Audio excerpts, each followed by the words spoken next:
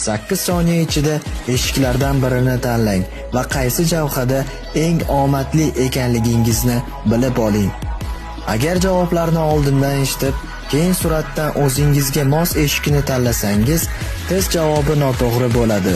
Ushbu sababdan oldin eshiklardan birini tanlang va eshikning raqamini kommentariyada yozib, keyin esa javobni tinglang.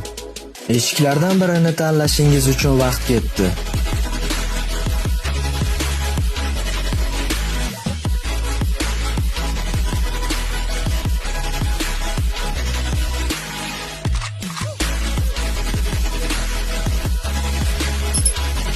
Demak, eshiklardan birini tanlagan bo'lsangiz, endi javoblarni tinglang.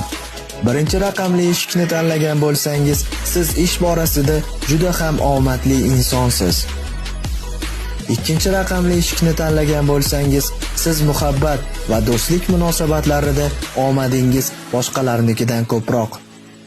Uchinchi raqamli eshikni tanlagan bo'lsangiz, siz shunday omadli insonsizki, eng zo'r oila aynan sizda bo'ladi. Bugungi psixologik test shulardan iborat edi.